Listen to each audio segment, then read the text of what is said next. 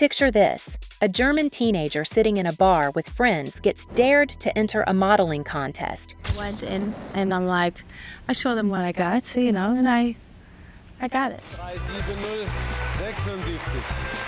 She's never modeled before, has zero connections, doesn't even really want to be a model. Play it by ear, I see how it goes. If it naturally happens, I'm not gonna be like... But she enters anyway. Fast forward a few years, and she's posing with multi-million-dollar diamond-encrusted bras.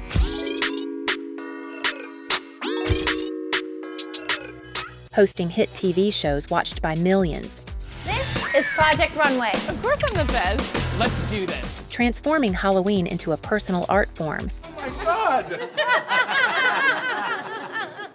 And building a business empire that spans fashion, television, and beauty. How the hell does that happen? How does someone go from total obscurity to having their face recognized everywhere on the planet? That's Heidi Klum's story. The girl who wasn't supposed to make it but did it anyway. The model who was too curvy and too commercial for high fashion, but ended up lasting longer and building more than almost anyone else in the industry. And don't think this is just another pretty face story. Heidi faced rejection. She dealt with industry execs telling her she was too curvy for high fashion. Maybe you lose some weight to be thinner, and I was like, no, my hair is the way it is, and I think my body is fine, and I would just kind of go with what I believe. She navigated very public divorces while raising 4 kids. She took massive career risks when everyone told her to just smile and pose. So how did this German girl conquer not just modeling, but TV, business, and pop culture?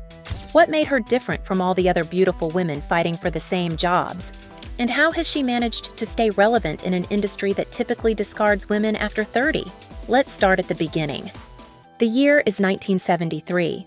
In Bergisch Gladbach, a small city near Cologne, West Germany, Heidi Klum enters the world on June 1st. This isn't some glamorous fashion capital. It's a working-class industrial town. Heidi's dad, Gunther, works as a cosmetics company executive. Her mom, Erna, is a hairdresser. Little Heidi grows up in a pretty normal environment. She's not discovered at age 14 like some models. No talent scout spots her on the street. In fact, growing up, Heidi actually wanted to be a designer, not a model. She's creative, artistic, loves making things with her hands. Those who knew her back then remember that young Heidi was always creative, constantly drawing, crafting, and designing things with her hands. Modeling wasn't even on her radar yet. After high school, Heidi studies fashion design, and that's when fate steps in. In 1992, while sitting in a bar with friends in Munich, someone convinces her to enter a modeling contest. Model 92 is a big deal in Germany. It's televised, has major sponsors, and offers a $300,000 contract to the winner. So, 18-year-old Heidi, with zero professional experience, joins 25,000 other hopefuls. And guess what? She fucking wins. The judges were impressed by more than just her looks. There was something about her presence, her energy that made her stand out from the thousands of other contestants. She didn't just look the part, she had that special quality that can't be taught. The prize, a 3-year contract with Metropolitan Models in New York. Just like that, the small-town German girl is headed to the world's fashion capital. But here's where Heidi's story takes its first turn away from the typical model narrative. When she lands in New York in 1993, she doesn't immediately blow up. There's no instant Vogue cover. The big designers aren't fighting over her. Why? Because Heidi doesn't fit the waif-thin, heroin-chic look dominating the 90s fashion scene. Kate Moss is the moment. Emaciated is in, curves are out. And Heidi? She's 5 feet 9 inches with a healthy figure and big smile. Not exactly what high fashion was looking for. One casting director reportedly told her, "You're pretty, but you're just too wholesome." So what does Heidi do? She carves her own path. While other models are starving themselves to fit the mold, she embraces her commercial appeal. She books catalog work. She does department store ads. She hustles for every job while other aspiring models turn their noses up at lesser gigs. "I wasn't too proud for any job," Heidi later said in an interview. "If they needed me to model socks, I modeled socks. I wasn't sitting around waiting for high fashion to call." That work ethic pays off. In 1994, she lands the cover of Mirabella magazine. Then, more commercial work follows. She's building momentum, establishing herself as the girl with the killer smile and the body that actual women can relate to. Then in 1997, something huge happens.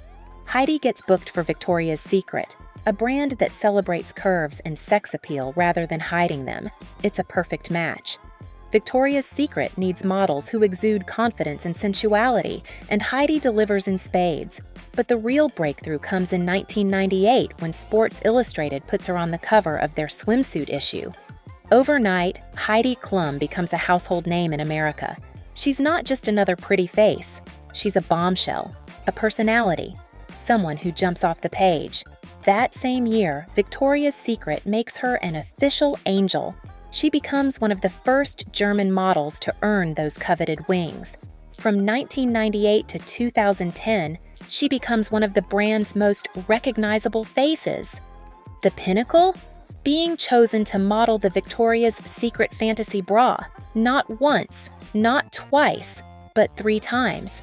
In 1999, she's featured with the Millennium Bra worth $10 million.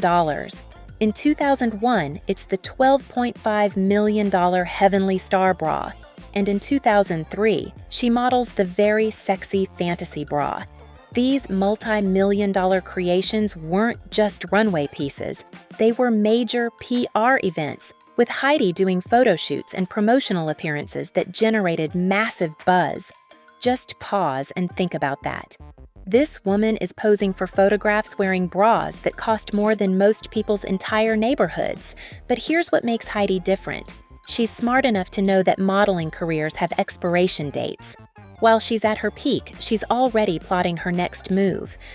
By the early 2000s, Heidi has conquered modeling. She's on magazine covers. She's walking major runways. The world knows her face. But unlike many models who just ride the wave until it crashes, Heidi is thinking bigger. "Models are like athletes," she once said. "There's a window where you're at your peak. I wanted to create something that wouldn't end when my body changed." In 2004, Heidi makes her boldest move yet. She signs on as host and executive producer for a new show called Project Runway, created by Eli Holtzman and produced by the Weinstein Company. Yes, that Weinstein before his crimes were exposed. The concept is simple but revolutionary. Fashion designers compete in challenges, creating garments under tight deadlines and strict parameters. Each week, someone goes home. Fashion was typically seen as elitist and inaccessible, but Project Runway opened it up to the masses. And Heidi isn't just the pretty host. She's an executive producer with real input. She delivers the show's iconic catchphrase, "In fashion, one day you're in, and the next day you're out," a line crafted by the show's writers that would become synonymous with Heidi herself. Tim Gunn, who served as mentor on Project Runway, once said about Heidi, "People underestimate her because she's beautiful, but Heidi has one of the sharpest business minds I've ever encountered. Nothing gets past her." The show is a massive hit, running for 16 seasons. It earns Heidi multiple Emmy nominations for Outstanding Host, and in 2013, she and Tim Gunn together win the Emmy for Outstanding Host for a reality or reality competition program. That's right, the model who was once told she was too commercial now has an Emmy. But Heidi doesn't stop there. In 2006, she brings her television career to her home country, hosting the German adaptation of America's Next Top Model, called Germany's Next Top Model. While not creating the format, that credit goes to Tyra Banks for the original concept. Heidi makes the German version her own as host and executive producer. The show becomes one of the most successful television franchises in German TV history. Then, in 2013, NBC comes calling. They want Heidi as a judge on America's Got Talent. It's another huge platform that showcases her personality beyond fashion. She sits at that judge's table from 2013 to 2019, then returns in 2020. While building her TV empire, Heidi is also expanding her business portfolio. She designs a clothing line for German catalog company Otto. She creates a jewelry collection with Mauawad. She launches fragrances, partners with Birkenstock for footwear designs, and even becomes a Barbie ambassador in 2009. By 2011, Forbes estimates that Heidi Klum earned $20 million that year alone. The girl who once modeled socks to pay rent is now running a global brand. Michael Kors, who served as a judge alongside Heidi on Project Runway, put it perfectly. Heidi is the ultimate example of someone who used modeling as a launch pad rather than a destination. She never saw herself as just a face. She saw herself as a business.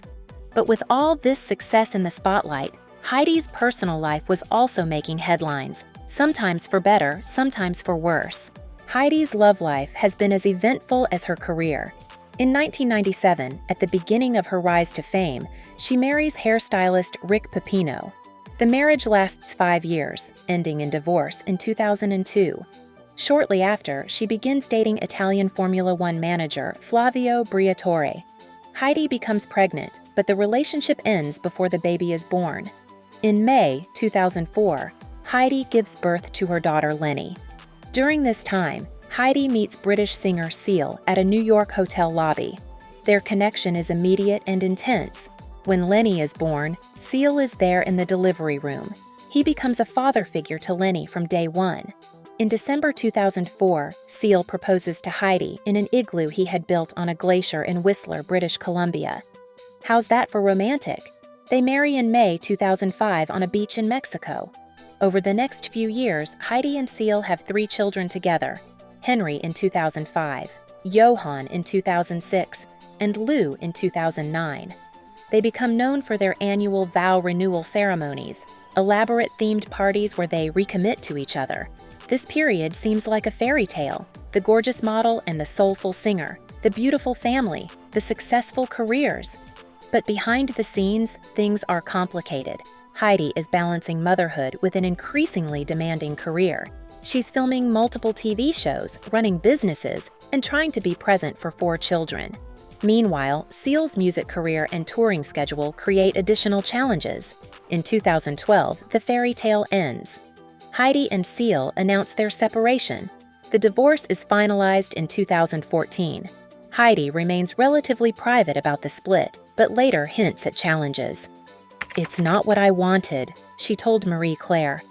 But sometimes life doesn't unfold the way you expect. All you can do is move forward and try to create the best life for your children. And that's exactly what she does. After the divorce, Heidi focuses even more intensely on work and family. She became a naturalized U.S. citizen in 2008, proudly holding her American flag at the ceremony. She dates art dealer Vito Schnabel from 2014 to 2017. Then, in 2018, she meets Tom Kaulitz, guitarist for the German band Tokyo Hotel. Despite a 16-year age gap, he's younger. They connect deeply. They marry in February 2019 in a private ceremony, followed by a wedding celebration on a yacht in Italy in August 2019. Through all these personal transitions, Heidi maintains an impressive commitment to her children, keeping them largely out of the spotlight while they're growing up. "My children are my priority," she told InStyle. "Everything else works around them, not the other way around." This balance becomes even more important as her oldest daughter Leni decides to follow in her footsteps. In 2020, at age 16, Leni appears alongside her mother on the cover of Vogue Germany, launching her own modeling career. But unlike many celebrity parents, Heidi didn't push Leni into the spotlight early. She waited until Leni was old enough to make her own choice. "I always thought I'd keep my children out of the public eye," Heidi explained. But Leni is 16 now, and she's making her own decisions. She's been wanting to model for quite some time. The mother-daughter Vogue cover marks a full-circle moment for Heidi, the passing of the torch to the next generation. If you know anything about Heidi Klum beyond modeling, it's probably her legendary Halloween costumes. What started as a simple party in 2000 has evolved into one of the most anticipated pop culture events of the year. Each October, the world waits to see what Heidi will transform into, and she doesn't disappoint. We're not talking about sexy cat costumes or witch hats. We're talking about prosthetics, teams of special effects artists, and hours in the makeup chair. She's been a 95-year-old version of herself, complete with varicose veins and age spots. She's been a skinless corpse with exposed muscles and tendons. She's been a giant worm, a butterfly, Jessica Rabbit, an alien. the werewolf from Michael Jackson's Thriller video. These aren't just costumes, they're artistic statements, and they reveal something important about Heidi. She's willing to look ridiculous, to be uncomfortable, to transform completely. For someone who made millions off her beauty, she has zero problem distorting or hiding it. Halloween is about becoming something else. Someone else completely. She told Jimmy Fallon, "Why would I just put on a cute dress? That's boring. I want people to say, 'What the hell is that?'" This willingness to take risks and transform extends to her business ventures too. In recent years, Heidi has launched a lingerie line, continued to expand her television presence with shows like Making the Cut, alongside Tim Gunn, and embraced social media as a way to connect directly with fans. And at 50, she's still modeling, defying the industry's ageism. In 2023, she appeared in lingerie campaigns for Intimissimi alongside her daughter Lenny. What makes Heidi Klum's story so remarkable isn't just her success in multiple industries. It's her ability to constantly evolve. When modeling was no longer challenging, she became a TV personality.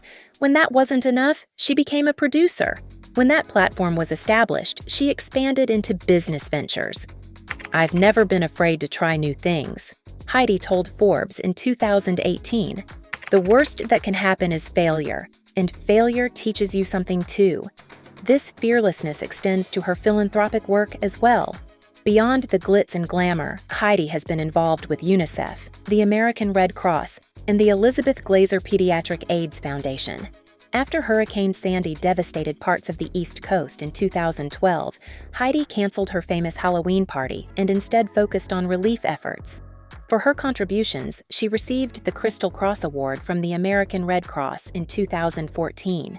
As we look at Heidi's journey from that German teenager entering a modeling contest to the multimedia powerhouse she is today, one thing becomes clear: she never let others define her path. When the fashion industry tried to box her in, she expanded into television. When people assumed her modeling career would end at 30, she proved them wrong. When critics questioned her ability to balance motherhood and career, she showed it could be done. In an industry full of cautionary tales, models who peaked early, burned out, or failed to adapt, Heidi Klum stands as a testament to the power of reinvention, business savvy, and authenticity. She didn't just survive in a notoriously fickle industry, she thrived, building a legacy that transcends fashion. That German girl who once dreamed of being a designer may not have followed the exact path she imagined, but she ended up designing something even more impressive: a career and life entirely on her own terms.